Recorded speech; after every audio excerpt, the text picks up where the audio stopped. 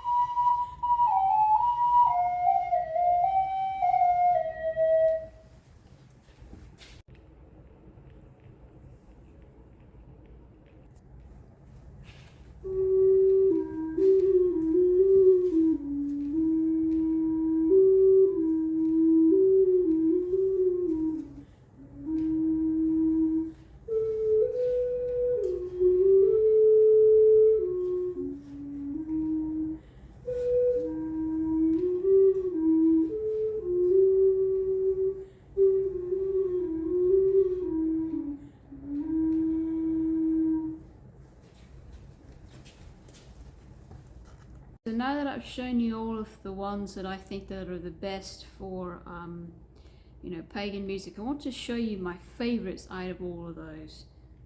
My favorite out of the diatonic shepherd's flute would be the B flat shepherd's flute. This is really kind of sentimental because, you know, it was like my very first flute that I found that actually worked for what I needed it for. So yeah, this is the first one that actually, you know, I thought, okay, I'm onto something here.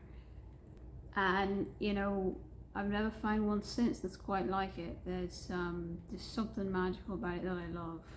My favorite from the minor scale shepherd's flutes would have to be the E minor one. Unfortunately, you know, this is such a close tie, but this is just slightly easy for me to play, so that's probably why, you know, I favourite this one over the C. My favourite out of the Jim's horn has to be the soprano C sharp Jim's horn. Little known fact, this one's got a little tiny hole over here. If you really want to make it play in C major, you can, but I never do. This one, though challenging to play, has one of the greatest sounds, the most beautiful voice on it. It was the D sharp penny whistle, and that is my favourite in the penny whistles. Oh, they're both D sharp. This is the Norse one. Sorry about that. That one, I believe, if I had to guess, is in a minor scale too, not just a minor key, but I can't remember what the guy told me. The other penny whistle that we did was in just a typical diatonic, same key. And I like that one too, but I like the Norse one better. Out of the forest flutes, it had to be this one. That one was the E flat / D sharp forest flute. And after that, between those four, it'd be asking me to pick my favorite child, so I can't really do that. I'd say those four are equally my favorite, and I can't really decide, you know, on a number one favorite. So I'm just going to leave it at that.